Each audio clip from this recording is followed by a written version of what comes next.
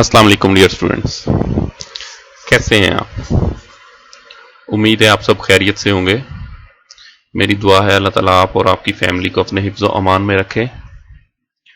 Organisational behaviour के 10th lecture के साथ हम आपकी खिदमत में हाजिर हैं। So let's start. देखते हैं आज हम क्या नई चीज़ लर्न करने जा रहे हैं। जी, according to our previous routine, नया लेक्चर स्टार्ट करने से पहले हम प्रीवियस लेक्चर्स की एक समरी को डिस्कस करते हैं ताकि उससे हम ओवरऑल चीज़ों को कनेक्ट कर सकें कि पहले हम कौन सी चीज़ें पढ़ चुके हैं और आज हम कौन सी चीज़ों को फर्दर देखने जा रहे हैं। So let's have a quick summary of last lectures. ज़रा दिमाग पे जोर दें, हम पिछले लेक्चर्स में कौन सी चीज़ें डिस्कस कर रहे थे? जी एग्जैक्टली, इट्स मोटिवेशन। हम देख रहे थे कि मोटिवेशन क्या है। Motivation is a state of mind, desire, energy or interest that translates into action। तो मोटिवेशन क्या है? हमारी एक सोच के अंदर एक तहरीक है, एक हमारा जोश और जज्बा है जो ओवरऑल हमारे काम के अंदर भी नजर आना चाहिए। सिंपल क्वेश्चन था, व्हाट इज मोटिवेशन, और उसके सिंपल ही आंसर थे फ्यू मोटिवेशनल थ्योरीज। मैंने आपको पहले भी बताया था कि एक सिंपल क्वेश्चन है, क्लासरूम में मैं अगर आपसे पूछता हूं कि जनाब मोटिवेशन क्या है, तो आप मुख्तलिफ जवाब देंगे। चीज सेम होगी लेकिन हमारी उस चीज के बारे में अंडरस्टैंडिंग डिफरेंट होगी। तो मुख्तलिफ लोगों ने इसके मुख्तलिफ जवाब दिए। तो लेट्स हैव अ लुक, किन लोगों ने मोटिवेशन के बारे में कौन कौन सी थ्योरीज दी हैं। The first and foremost important theory, Maslow's hierarchy of needs. Abraham Maslow ने कहा कि इंसानी जरूरियात को हम डिफरेंट कैटेगरीज में डिवाइड करते हैं और फिर हम one by one her individual को देखते हैं कि ये जरूरत की किस स्टेज पे है। हम उसकी वो जरूरत को पूरा करते हैं और उसको उस सिलसिले में हम मोटिवेट करते हैं। Then comes Clayton Alderfer's ERG theory, existence, relatedness and growth. तो ये भी इंसान की 3 तरह की नीड्स होती हैं। हम देखते हैं वन बाय वन कि कौन सा शख्स किस कैटेगरी ऑफ नीड्स में फॉल कर रहा है और हम उसके मुताबिक उसको मोटिवेट करते हैं। Theory X, very interesting. Management की एक सोच है, टाइप ऑफ मैनेजमेंट है, टाइप ऑफ मैनेजर है जो ये सोचता है कि मेरे जो सारे सबऑर्डिनेट्स हैं वो काम को पसंद नहीं करते, वो डिसलाइक करते हैं काम को और मुझे उनको बड़ी मुश्किल से काम कराना है। Then comes theory Y, management view that assumes workers like to work and under proper conditions employees will seek responsibility to satisfy social esteem and self actualization needs. ये भी मैनेजमेंट है। मैनेजमेंट की एक सोच है, टाइप ऑफ मैनेजर्स हैं जो ये सोचते हैं कि नहीं, वर्कर्स ऐसे नहीं होते कि वो काम को नापसंद करें। वर्कर्स तो काम को पसंद करते हैं और काम करने के लिए वो हमारे पास आए हैं, सिर्फ हमें उनको अच्छी वर्किंग कंडीशंस प्रोवाइड करनी है, उसके बाद वो बहुत बेहतर हमें आउटपुट देंगे। Then comes David Maxwell's theory of needs. इन्होंने कहा कि इंसानी जरूरियात एक ट्राइंगल की सूरत में होती हैं। इसमें नीड फॉर अचीवमेंट और नीड फॉर एफिलिएशन बॉटम पे होती है और नीड फॉर पावर जो है वो टॉप पे होती है। इसको भी हमने प्रीवियस लेक्चर में डिटेल से डिस्कस किया था। Then comes equity theory, equity बराबरी। तो इसमें क्या चीजें होती हैं कि इंडिविजुअल जो होते हैं वो अपने इनपुट और आउटपुट्स को पहले तो अपनी ही ऑर्गेनाइजेशन में जो अपने बराबर के लोग हैं उनकी इनपुट और आउटपुट्स के साथ कंपेयर करते हैं कि जनाब मैं सीनियर मैनेजर हूं तो मेरी ही ऑर्गेनाइजेशन के दूसरे डिपार्टमेंट के सीनियर मैनेजर्स कितनी इनपुट देते हैं, दैट मीन्स कि उनकी क्वालिफिकेशन क्या है, वो कितना टाइम देते हैं और वो आउटपुट कितनी लेते हैं ऑर्गेनाइजेशन से, दैट मीन्स कि सैलरी और बेनिफिट्स कितने लेते हैं। देन वो दूसरी ऑर्गेनाइजेशन के साथ खुद को कंपेयर करता है कि दूसरी एक ऑर्गेनाइजेशन का सीनियर मैनेजर क्या इनपुट देता है और क्या आउटपुट ले रहा है। तो अगर ये दोनों बराबर होंगी तो वो मोटिवेट होगा डेफिनेटली, और अगर इनमें कोई कमी पेशी है तो वो डीमोटिवेट होगा। Expectancy theory, a process theory that states that motivation is determined by the outcomes that people expect to occur as a result of their actions on the job। कि हम कौन से काम करेंगे और उनकी आउटकम्स कैसी आएंगी, वो क्या एक्सपेक्ट करते हैं, उसकी बेस पे वो मोटिवेट होते हैं। Goal setting theory by Edwin lock, motivational technique that uses specific, challenging and acceptable goals and provides feedbacks to enhance performance। कि अगर आप उन्हें चैलेंजिंग गोल्स देंगे, जो हाईली मोटिवेटेड लोग हैं, हम उनको जितने चैलेंजिंग गोल देंगे वो उतना ही बेहतर परफॉर्म करेंगे। Two factor theory, Frederick Herzberg, बड़ी इंटरेस्टिंग और डिफरेंट किस्म की थ्योरी थी जिसमें हमने देखा कि 2 तरह के फैक्टर्स होते हैं,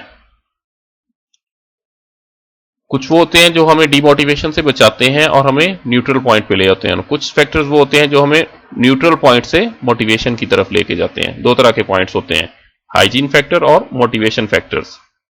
then comes reinforcement theory, behavior is a function of its consequences, कि ओवरऑल हमारे रिजल्ट्स जो हैं वो डिटरमिन करते हैं कि हमारा बिहेवियर कैसा रहेगा। So this was a quick summary of our last lectures. What we are going to learn today? Any idea? आज हम कौन सा नया टॉपिक स्टार्ट करने जा रहे हैं? जी, आज हम ओवरऑल मोटिवेशन थ्योरीज को एक फाइनल टच देंगे कि हमने one by one motivation theories तो देखी, लेकिन इनका एम्प्लॉयज की परफॉर्मेंस पे क्या लिंक है, किस तरह हम इन सब को लिंक दे सकते हैं एक शख्स की बेहतर परफॉर्मेंस के सिलसिले में। So let's have a look. Again हमारी वही equation, what is our main purpose of all this discussion? हमारा मेन पर्पस है परफॉर्मेंस। हम बेसिकली परफॉर्मेंस को देखना चाह रहे हैं, हम परफॉर्मेंस को इंक्रीज करना चाह रहे हैं बीइंग अ मैनेजर। और इस सिलसिले में हमने एबिलिटी को भी डिटेल से डिस्कस किया है और मोटिवेशन की भी काफी सारी हम थ्योरीज डिटेल से डिस्कस कर चुके हैं। और opportunity is a general concept कि हम लोगों को अच्छे मौके भी दें। तो हमारी इक्वेशन क्या थी? Performance is the function of ability, motivation and opportunity. What is work motivation? The psychological forces that determine the directions of a person's behavior in an organization, a person's level of effort and a person's level of persistence. हमने देखा था कि motivation के 3 building blocks होते हैं। So what is work motivation? Direction of behaviour के overall हमारे behaviour की डायरेक्शन क्या है? Which behaviors does a person choose to perform in an organization? कि किस तरह का बिहेवियर हम अडॉप्ट करते हैं। कुछ लोग बड़े फ्रेंडली होते हैं, दूसरों को ओवरऑल बड़ा हेल्पिंग हैंड प्रोवाइड करते हैं, कुछ लोग ऐसे नहीं होते। तो उन्होंने एक सोच समझ के एक बिहेवियर अडॉप्ट किया होता है।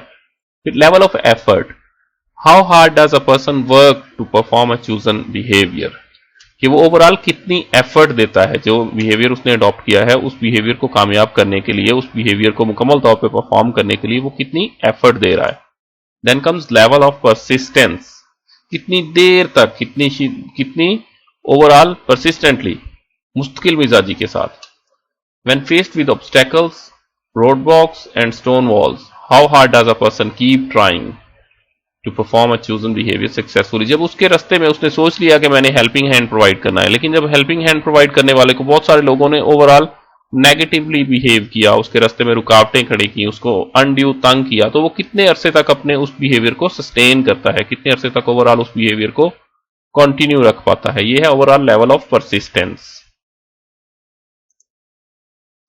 So why is motivation important? Again हम मोटिवेशन पे बहुत ज्यादा टाइम स्पेंड कर रहे हैं, बहुत ज्यादा थ्योरीज हमने डिस्कस की हैं, आज भी हम पूरे का पूरा लेक्चर इसको दे रहे हैं। तो why it is so important? Important in getting and retaining people, अच्छे लोगों को हायर करने में ये हमें मदद देती है और फिर उनको रिटेन करना कि अच्छे लोग हमारे पास लंबे अरसे तक काम करें। Then the glue that links individual to organization goals, देखिए लोग हमारे पास आते हैं तो वो हमारी ऑर्गेनाइजेशन के गोल को अचीव करने के लिए नहीं आते, उनके कुछ पर्सनल गोल्स होते हैं, वो उन गोल्स को अचीव करना चाहते हैं, वो उनके लिए ज्यादा जरूरी हैं। और हम जब ऑर्गेनाइजेशन चला रहे हैं तो हम वहां पे कुछ गोल्स के साथ बैठे हैं कि हमने ये ऑर्गेनाइजेशनल गोल्स अचीव करने हैं। वो फाइनेंशियल हो सकते हैं, वो नॉन फाइनेंशियल हो सकते हैं, उनमें हमारी कॉर्पोरेट सोशल रिस्पॉन्सिबिलिटी के कुछ गोल्स हो सकते हैं, तो हमने अपने गोल्स अचीव कराने हैं।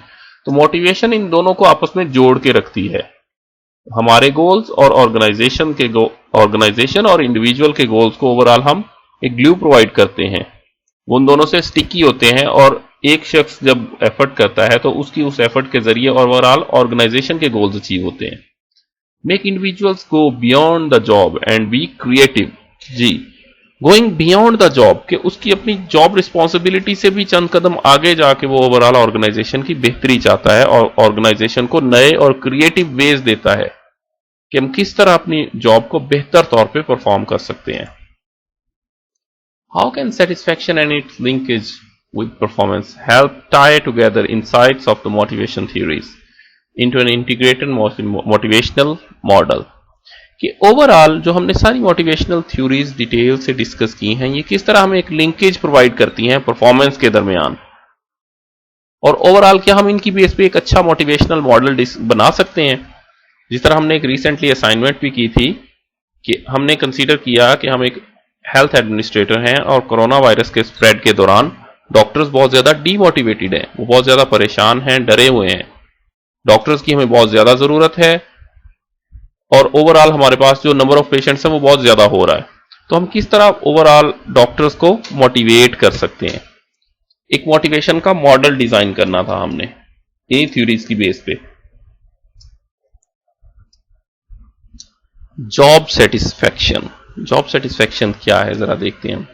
The degree to which individuals feel positively और नेगेटिवली अबाउट देयर जॉब्स, कि ओवरऑल लोग अपनी जॉब के बारे में कितने पॉजिटिवली या नेगेटिवली सोचते हैं। Job satisfaction can be assessed, कैसे पता चलेगा कौन लोग ज्यादा सेटिस्फाइड हैं, कौन सेटिस्फाइड नहीं है? तो कैसे पता चलेगा? By managerial observation and interpretations, manager observe कर सकता है।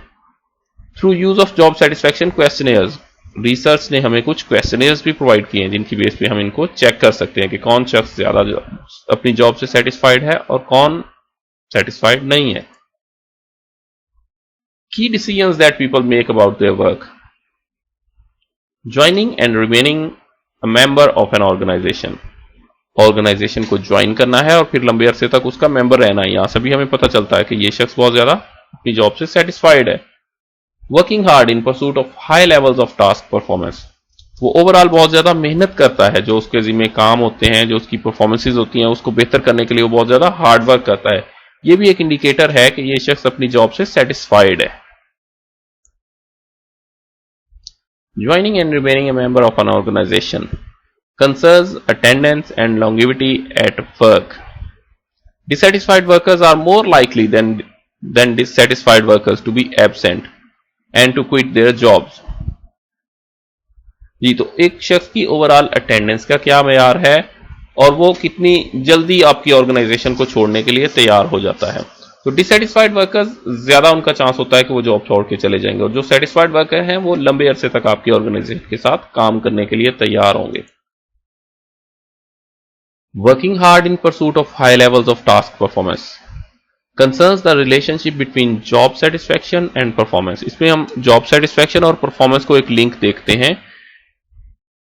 Alternative points of view, satisfaction causes performance, performance causes satisfaction. ये तो दोनों चीजें हैं कि जब हमारी सेटिस्फैक्शन ज्यादा होगी तो परफॉर्मेंस ज्यादा होगी, और जब परफॉर्मेंस ज्यादा होगी तो उसकी बेस पे भी दोबारा से सेटिस्फैक्शन हमारी ज्यादा होगी, क्योंकि परफॉर्मेंस हमें एक सेंस ऑफ अचीवमेंट प्रोवाइड करती है, हम पहले से बेहतर फील करते हैं।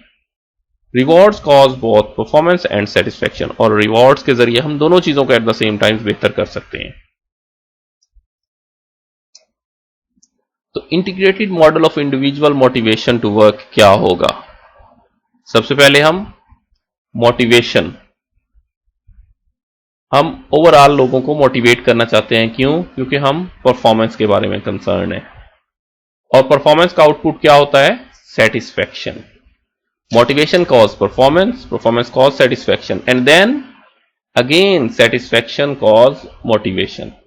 जब एक साइकिल पूरा हो जाएगा तो लोगों का सेटिस्फैक्शन लेवल पहले से बेहतर हो जाएगा। जब उनका सेटिस्फैक्शन लेवल पहले से बेहतर होगा तो ये मजीद इस चीज को ओवरऑल बेहतर लेवल पे ले जाएगा, उनकी मोटिवेशन के लेवल को।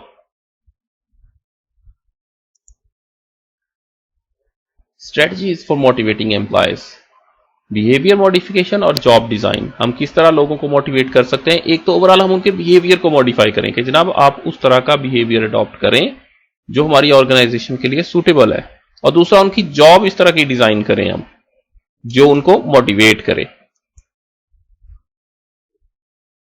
तो जॉब डिजाइन की कौन सी स्ट्रेटजीज हो सकती हैं? जॉब रोटेशन, जॉब को रोटेट करना। Exposes employees to a variety of task as they move from one job to another. एक शख्स को अगर सालों तक एक ही तरह का काम दिया जाए तो वो ओवरऑल अपने काम से उकता जाता है, वो बहुत ज्यादा परेशान रहता है कि भाई आज फिर मुझे वही पुराना जो मैं सालों से एक काम करता चला रहा हूं वही करना पड़ेगा, उसमें कोई लर्निंग नहीं है, कोई इनोवेशन नहीं है, कोई उसमें मैं बेहतरी नहीं ला सकता। तो लेकिन जब हम उसको नया काम देते हैं, जॉब को उसको रोटेट कर देते हैं, उसको कुछ नई असाइनमेंट्स देते हैं वक्त के साथ, तो वो ओवरऑल एक मोटिवेशन फील करता है कि हाँ मैं कुछ नया कर रहा हूं, मैं काम सीख रहा हूं, अब मेरे साथ कुछ नई रिस्पॉन्सिबिलिटीज दी गई हैं और मैं उन रिस्पॉन्सिबिलिटीज को बेहतर तौर पे परफॉर्म कर रहा हूं। Then comes job enlargement. Teaches employees new task in their present job. जो करंटली जो शख्स जो जॉब कर रहा है उसके अंदर उसको नए टास्क दिए जाते हैं, कुछ उसको नए टास्क दिए जाते हैं ताकि वो ओवरऑल बेहतर तौर पे अपने काम को कर सके. Then comes job enrichment. Gives employees more control and authority in their present job along with additional tasks. इसमें सिर्फ टास्क नहीं दिए जाते बल्कि उनको अथॉरिटी भी दी जाती है. ओके, लेट्स इमेजिन हमारे पास हम एक रेस्टोरेंट चला रहे हैं और हमारे पास शेफ है जो कहता है कि जनाब ओवरऑल मैं अपनी कुकिंग के लेवल को बहुत बेहतर कर सकता हूं, लेकिन चूंकि मुझे इंग्रेडिएंट्स अच्छे नहीं दिए जा रहे इसलिए मैं बेहतर तौर पे कुकिंग नहीं कर पा रहा. तो हम उसकी जॉब को कैसे एनरिच करेंगे? हम उसको कहेंगे ठीक है, आप अपनी जॉब को मुकम्मल तौर पे परफॉर्म करने के लिए जितने भी इंग्रेडिएंट्स हैं वो खुद आप मार्केट में जाएंगे, वहां पे आप सिलेक्ट करेंगे और वहां से आप उनको परचेज करके ले आएंगे. अगर आप समझते हैं कि आपकी जॉब को हम एनरिच करने के जरिए आपके रिजल्ट्स बेहतर हो सकते हैं तो it's okay, feel free to make whatever decision you like. हम उसको ओवरऑल ज्यादा लीवरेज देंगे डिसीजन मेकिंग की, उसको ज्यादा अथॉरिटी देंगे, उसको ज्यादा कंट्रोल देंगे उसकी जॉब का, वो ओवरऑल हमें बेहतर परफॉर्मेंस देगा. फ्लेक्सिबल स्केड्यूलिंग स्ट्रेटजीज, ये भी मोटिवेशन की एक स्ट्रेटजीज है. Flex time. फ्लेक्स टाइम क्या है कि आप अपनी मर्जी से काम करें. आपने हमें आउटपुट देनी है, आप अपनी मर्जी से आउटपुट दें, आप अपनी मर्जी से घर बैठ के अपना काम कर सकते हैं. Compressed work week. Compressed work week mean normally develop countries में 5 डेज वर्क वीक होता है, मंडे टू फ्राइडे. लेकिन समटाइम्स अगर एम्प्लॉयज को कुछ पर्सनल नीड्स की वजह से वो नहीं आ सकते तो हम उनके वर्क वीक को कंप्रेस कर देते हैं कि आप ठीक है, आप 4 डेज वर्क वीक ऑब्जर्व कर लें, नेक्स्ट वीक में आप 2 दिन एक्स्ट्रा काम कर लें. जॉब शेयरिंग कि ओवरऑल हमें आउटपुट से गर्ज है, आप अपनी जॉब को किसी के साथ शेयर कर सकते हैं या किसी भी तरह आप इसको काम को मुकम्मल करें, it's upon you. Telecommuting कि अगर आप घर पे हैं, जिस तरह हमारे कोरोना वायरस की वजह से ये चीजें बड़ी अहम आजकल हो चुकी हैं, आप फिजिकली मूव नहीं कर सकते, आप किसी दूसरे शहर में हैं, तो आप घर से बैठ के इन सारी चीजों को मुकम्मल कर सकते हैं. हमें सिर्फ आउटपुट से गर्ज है, हमें आपकी अटेंडेंस से ज्यादा कंसर्न नहीं है. The importance of motivational strategies. Motivational strategies की क्या इंपॉर्टेंस है, क्यों हम इनको इतना डिस्कस कर रहे हैं? It fosters employees loyalty. इससे ओवरऑल एम्प्लॉयज में एक लॉयल्टी का आंसर आता है. It boost productivity. लोगों की वर्किंग प्रोडक्टिविटी पहले से बेहतर होती है. Facts all relationship within our organization. एक ऑर्गेनाइजेशन के अंदर ओवरऑल जितने भी टाइप ऑफ रिलेशनशिप्स हैं वो बेहतर होते हैं. लोगों के कोलीग के साथ, उनके सबॉर्डिनेट्स के साथ और इनके मैनेजर्स के साथ एक बेहतर रिलेशन सामने आते हैं. इन्फ्लुएंसेस प्रमोशन, पे, job design, training and reporting relationship. ये ओवरऑल मुख्तलिफ किस्म के मुख्तलिफ लेवल पे जो उनके काम है वो सारे के सारे इससे इन्फ्लुएंस हो रहे होते हैं. इसलिए मोटिवेशन बहुत ज्यादा अहम है. परफॉर्मेंस का सिंपल फार्मूला हमने बारहा इस चीज को डिस्कस किया है. Performance is a function of what? Performance is a function of ability multiplied by motivation multiplied by opportunity. Ability क्या है? Ability is the individuals knowledge, skills and ability to accomplish a task. Motivation level of individual energy for the task, कि कितनी energy दे सकता है उसको. और opportunity right performance opportunity. So ये सारी इक्वेशन हमें बताती है कि कौन शख्स कितना परफॉर्म करेगा.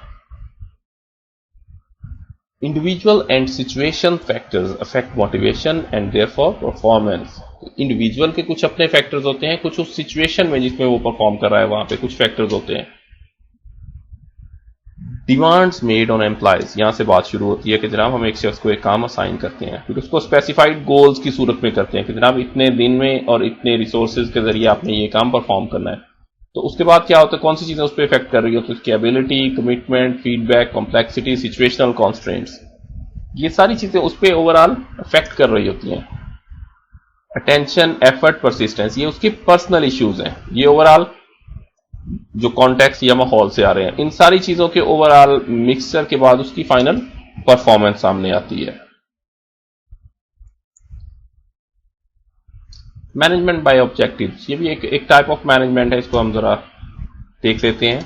N elaborate systematic ongoing program designed to facilitate goal establishment, goal accomplishment and employee development. एक सिस्टमैटिक तरीका है जो ओवरऑल ऑनगोइंग हमारे प्रोग्राम्स हैं उनको बेहतर तौर पे एस्टैब्लिश करने के लिए, लोगों से बेहतर गोल्स अचीवमेंट के लिए और उनकी पर्सनल डेवलपमेंट के लिए। इसका क्या प्रोसीजर होता है? The superior meets with the subordinate to develop and agree on subordinate objectives. ऐसे नहीं है कि एक शख्स ने ऑफिस में बैठ के अपने सबॉर्डिनेट्स के लिए गोल डिजाइन कर लिए, नहीं, उनसे पहले मीट किया जाता है, उनसे डिस्कशन की जाती है और उसके बाद उनके गोल सेट किए जाते हैं, ऑब्जेक्टिव्स जिनको हम कहते हैं। Periodic meetings monitor the subordinates progress in achieving the objectives. उसके बाद हमने जो उसको ऑब्जेक्टिव दिए हैं उसको टाइमली हम उसे वंस इन अ मंथ हम बैठ के डिस्कस करते हैं कि 1 महीना गुजर चुका है तो क्या आप कितने काम को मुकम्मल कर चुके हैं। An appraisal meeting evaluates objectives and diagnosis reasons for success and failures. फिर एक अप्रेजल मीटिंग होती है कि अगर तो काम हमने मुकम्मल कर लिया तो वेरी गुड, कौन सी रीजन थी जिनके जरिए हमने काम को बहुत बेहतर तौर पर परफॉर्म किया, और अगर हम इसमें फेल रहे हैं, हम ऑब्जेक्टिव्स को मीट नहीं कर पाए तो व्हाट वर द रीजंस, कौन सी रीजन थी? क्या ऑर्गेनाइजेशन की तरफ से आपको रिसोर्सेज प्रोवाइड नहीं किए गए या पर्सनली आप टाइम नहीं दे सके, कौन सी रीजन थी? The MBO cycle is repeated. एक बार जब अप्रेजल मीटिंग हो जाती है तो उसके बाद एमबीओ का नया साइकिल शुरू हो जाता है। Money as a motivator. जी, एक फेमस कोटेशन है, एक the most daring lines on the T shirt of an employ, I work for money, if you want loyalty go and hire a dog. जी, तो basically money is a good motivator. जिस तरह हम कहते हैं कि money makes the mare go, ये पैसा है जो दुनिया को चला रहा है। तो पैसे का क्या रोल है मोटिवेशन में, हम इसको जरा देखते हैं। According to Maslow and Alderfer, pay should prove specially motivational to people who have strong lower level needs.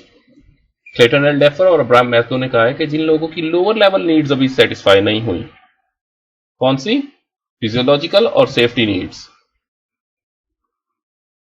उनके लिए पैसा जो है वो बहुत बड़ा मोटिवेटर है। उनको आप पैसे के जरिए बहुत बेहतर तौर पे मोटिवेट कर सकते हैं। If pay has this capacity to fulfill a variety of needs, then it should have good potential as a motivator.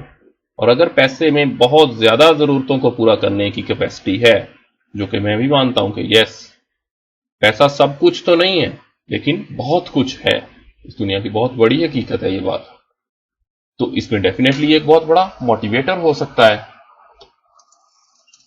Role of money, they value their services and place high value on them, perceive money as symbol of their achievement, will not remain in low paying organization, very self confident, know their abilities and limitations। तो overall पैसा क्या है? सिर्फ आपकी जरूरतों को पूरा करने वाला एक एलिमेंट नहीं है, बल्कि ओवरऑल जब किसी जॉब के साथ बेहतर हम उसकी सैलरी अटैच करते हैं तो वो इस चीज का भी सिग्नल होता है कि ये जॉब बहुत ज्यादा इंपॉर्टेंट है। क्यों डॉक्टर्स को या पायलट्स को या यूनिवर्सिटी प्रोफेसर्स को क्यों हाईली पे किया जाता है? क्योंकि उनकी जॉब्स की इंपॉर्टेंस कंसीडर कराई जाती है। सिर्फ उनको मॉनेटरी बेनिफिट देना मकसूद नहीं होता, बल्कि ओवरऑल उनको यह सिग्नल भी देना होता है कि आपकी जात और आप जो काम कर रहे हैं ये हमारे लिए बहुत ज्यादा वैल्यूएबल है, बहुत ज्यादा इंपॉर्टेंट है, और आपकी एबिलिटीज बहुत अहम है हमारे लिए। Monetary incentives. A number of firms make a wide range of money-based compensation programs available to their employees as a form of motivation. तो ओवरऑल मनी बेस्ड बहुत सारे प्रोग्राम्स होते हैं, लंप सम बोनसेस होते हैं, एक फिक्स्ड अमाउंट बोनस की सूरत में दी जाती है, वन टाइम कैश पेमेंट्स होती हैं, गेन शेयरिंग्स होती हैं। ये ओवरऑल मॉनेटरी रिवॉर्ड्स होते हैं जो पैसे की सूरत में उनको पे किए जाते हैं। And then comes non-monetary incentives. A firm can also keep its employees committed and motivated by non-monetary means. ऐसी चीजें जिनमें पैसे का एलिमेंट नहीं होता। प्रमोशन, इनडायरेक्टली तो इसमें भी पैसा ही आता है, जब पहले से ज्यादा बेहतर पोजीशन में हम सर्व करेंगे तो पहले से बेहतर पैसा आएगा, लेकिन ओवरऑल प्रमोशन एक नॉन मॉनेटरी इंसेंटिव है। क्वालिटी ऑफ वर्क प्रोवाइड किया जाता है, इससे भी लोग सेटिस्फाई होते हैं। And then appreciation certificates, overall certificates दिए जाते हैं कि जनाब फलां शख्स ने ओवरऑल बहुत ज्यादा बेहतर परफॉर्म किया है और हम इनकी सर्विसेज को रिकॉग्नाइज करते हैं। Using pay to motivate team work. Profit sharing, the return of some company profit to employees in the form of a cash bonus और रिटायरमेंट सप्लीमेंट। प्रॉफिट शेयरिंग की एक ऑर्गेनाइजेशन अपने एम्प्लॉयज की बहुत ज्यादा मेहनत के जरिए प्रॉफिट कमा रही है, तो एनुअल प्रॉफिट का से 10% है, से 20% है, वो दोबारा उन्हीं एम्प्लॉयज को रिटर्न कर दिया जाता है। Profit sharing. Employ stock ownership. जो कंपनीज लिस्टेड हैं जिनकी स्टॉक एक्सचेंज पे ट्रेडिंग होती है उनके शेयर्स की, तो आउटसाइडर्स शेयर्स खरीदते हैं। दूसरी ऑप्शन क्या है हमारे पास जिसको हम देख रहे हैं, employ stock ownership plans are incentive plans that allow employees to own a set amount of a company's shares. ये एक ऐसी स्कीम है जिसमें हर एम्प्लॉयज के पास उसकी उसकी जो एक्चुअल पोजीशन है उसकी अकॉर्डेंस में वो कुछ शेयर्स ले सकता है कंपनी के, and provide employees with a stake in the company's future earnings and success. तो इससे ओवरऑल क्या होगा, कंपनी का सक्सेस उस इंडिविजुअल का सक्सेस बनेगा, और कंपनी का जो फेट है, उसका जो ओवरऑल अर्निंग्स है, वो उस एम्प्लॉयज की अर्निंग्स बनेगी, क्योंकि जैसे जैसे कंपनी की स्टॉक वैल्यू बेहतर होगी वैसे ही उस एम्प्लॉयज को भी फाइनेंशियली बेनिफिट हासिल होंगे। Gain sharing, a group pay incentive plan based on productivity और परफॉर्मेंस इंप्रूवमेंट्स और which the workforce has some control. तो गेन शेयरिंग क्या है, ग्रुप को इंसेंटिवाइज करने के लिए हम इनको कहते हैं कि ग्रुप्स, हम इनको टारगेट दे रहे हैं एज अ ग्रुप, जो ग्रुप जितना बेहतर परफॉर्म करेगा उसको हम उतना बेहतर तौर पर रिवॉर्ड देंगे। क्वालिटी पे हमने बात की थी कि क्वालिटी के जरिए भी हम लोगों को मोटिवेट कर सकते हैं, तो कैसे, इसके सिलसिले में एक अहम टेक्निक है हमारे पास, TQM, total quality management, a systematic attempt to achieve continuous improvement in the quality of an organization products and services। एक सिस्टमैटिक तरीका है और एक कॉन्टिन्यूस प्रोसेस है जिसके जरिए हम ऑर्गेनाइजेशन की प्रोडक्ट्स और सर्विसेज को पहले से बेहतर करते चले जाते हैं। TQM का मोटिवेशन पे क्या लिंक है, N obsession with customer satisfaction. हम ओवरऑल ऑब्सेस हो जाते हैं, बहुत ज्यादा हम कस्टमर सेटिस्फैक्शन को इंपॉर्टेंस देते हैं। A concern for good relations with suppliers, suppliers के साथ हम अच्छे relations बनाना चाहते हैं। A search for continuous improvement of processes, जो process है हमारी प्रोडक्शन का या डिलीवरी का जो process है उसको हम पहले से बेहतर बनाना चाहते हैं। तो जिस तरह हम अपनी क्वालिटी को बेहतर करते चले जाते हैं, इस तरह हम ओवरऑल लोग उससे बेहतर तौर पे मोटिवेट रहते हैं। The prevention, not just detection of quality errors. Quality overall हमारी प्रोडक्ट्स पे कहाँ पे एरर्स आ रहे हैं, सबसे पहले तो उनको डिटेक्ट किया जाता है, लेकिन डिटेक्ट करने के बाद उस बात को वहां पे खत्म नहीं किया जाता, बल्कि उनको नेक्स्ट से प्रिवेंट किया जाता है, मेक श्योर किया जाता है कि दोबारा से ये एरर्स ना आए। Frequent measurement and assessment, continuously हम चीजों को मेजर करते हैं और उनको असेस करते हैं बेहतरी के लिए। एक्सटेंसिव ट्रेनिंग, लोगों को बहुत ज्यादा ट्रेनिंग प्रोवाइड करते हैं। High employ involvement and team work, लोगों को बहुत ज्यादा हम इन्वॉल्व करते हैं प्लानिंग में, एग्जीक्यूशन में, और टीम वर्क के जरिए हम काम लेते हैं उनसे। तो ये वो टेक्निक्स हैं जिनके जरिए क्वालिटी मेंटेन भी करते हैं हम, और एट द सेम टाइम हम लोगों को मोटिवेट भी कर रहे होते हैं। जी, तो मोटिवेशन को हमने बहुत डिटेल से डिस्कस किया, बहुत सारी थियरीज, बहुत सारी practices, financial incentives, non financial, ये सारी चीजें हमने देखी हैं। फिर भी इसमें चैलेंजेस हैं, फिर भी इसमें प्रॉब्लम्स हैं। हम देखते हैं एम्प्लॉयज बहुत ज्यादा खुश नहीं है ऑर्गेनाइजेशंस के साथ। ऑर्गेनाइजेशंस के HR को आप जाके पूछें, वो कहते हैं हमें एम्प्लॉयज के साथ बहुत ज्यादा इश्यूज आ रहे हैं। एम्प्लॉयज ऑर्गेनाइजेशन से परेशान है और ऑर्गेनाइजेशन एम्प्लॉयज से परेशान है। रीजंस क्या है, स्टिल इतने चैलेंजेस क्यों हैं? एक तो पहला और अहम चीज, चेंजिंग वर्कफोर्स बड़ी तेजी से चेंज हो रही है। Younger generation employees have different needs and expectations to baby boomers. Baby boomers हमारी पुरानी नस्ल थी जो 70s 80s में पैदा हुई और उसके बाद वो सामने आई वर्कफोर्स। तो जो उसके बाद जो जनरेशन हमारे सामने आई, इसको हम समटाइम्स मिलीनियल्स भी कहते हैं, जो सन 2000 के आसपास पैदा हुए, 95 कह लें। तो ये जब मार्केट में आए हैं तो इनकी टोटली इनकी नीड्स और इनकी एक्सपेक्टेशंस ही डिफरेंट है। पिछली नस्ल के मामले में नई नस्ल की टोटली जरूरियात ही डिफरेंट है। पिछली नस्ल की बनाई गई थीरीज जो 1970-80 में बनाई गई थी, वो अब इन पे इंप्लीमेंट नहीं हो रही है। एक नई नस्ल मार्केट में आई है जो उनकी सोच टोटली डिफरेंट है। उनके लिए मे भी ट्रांसपोर्ट फैसिलिटी इतनी अहम ना हो, लेकिन उनके लिए वाईफाई ज्यादा अहम है। तो अब ये जो हमारी जरूरतें हैं ये बहुत तेजी से चेंज हो रही हैं, इसलिए भी लोगों को मोटिवेट करने में मुश्किलात पेश आ रही है। People have more diverse values, results in more variety in what motivates them. लोगों की वैल्यूज बड़ी डिफरेंट है। पहले लोगों की वैल्यूज हमसे डिफरेंट थी और अब वैल्यूज जो है वो टोटली डिफरेंट हो गई हैं और हर शख्स की वैल्यूज दूसरे से बड़ी तेजी से चेंज हो रही हैं। इस वजह से भी प्रॉब्लम्स आ रहे हैं लोगों को मोटिवेट करने में। देन कल्चरल वैल्यूज, ग्लोबलाइजेशन ने डाइवर्सिटी में बड़ी चेंजिंग्स ले आया है। एक मल्टीनेशनल कंपनी जिसमें बहुत ज्यादा मुल्कों के लोग काम कर रहे हैं, वहां पे डाइवर्सिटी है, तो कौन सी ऐसी यार्डस्टिक बनाई जाए, कौन सा ऐसा फार्मूला बनाया जाए जिसके जरिए वो सबको मोटिवेट कर सकें।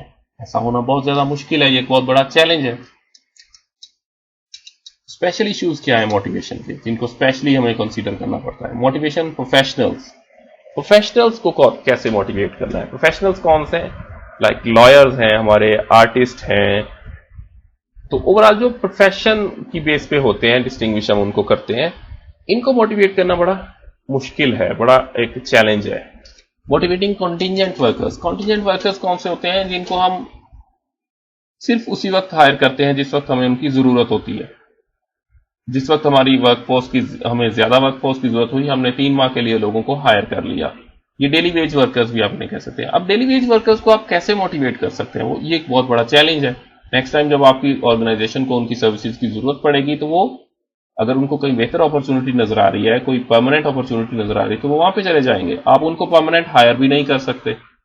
लेकिन अगर वो डीमोटिवेट है तो आपकी ऑर्गेनाइजेशन की परफॉर्मेंस में वो इफेक्ट पड़ रहा है। ये भी एक बहुत बड़ा चैलेंज है। मोटिवेटिंग द डाइवर्सिफाइड वर्कर्स, जैसे हमने पहले बात की कि बहुत तरह के लोग हैं, डाइवर्सिफाइड, उनको मोटिवेट करना। मोटिवेटिंग लो स्किल्ड सर्विस वर्कर्स, हमारा सर्विस सेक्टर्स में जो एम्प्लॉय आ रहा है और उनके पास अभी स्किल नहीं है, वो ओवरऑल बेहतर तौर पे किसी काम को परफॉर्म नहीं कर पा रहे, तो उनको कैसे मोटिवेट करना है, ये भी एक बहुत बड़ा चैलेंज है।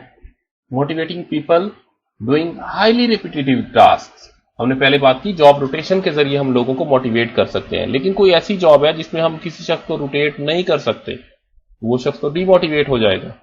जो हाईली रिपीटेटिव टास्क हैं उनको परफॉर्म करने वाले हमारे एम्प्लॉयज, उनको मोटिवेट करना भी एक बहुत बड़ा इश्यू है, चैलेंज है। तो मैनेजर के लिए इनमें कौन सी चीजें हैं, कौन सी इंप्लीकेशंस हैं जिनके जरिए वो सीख सकता है।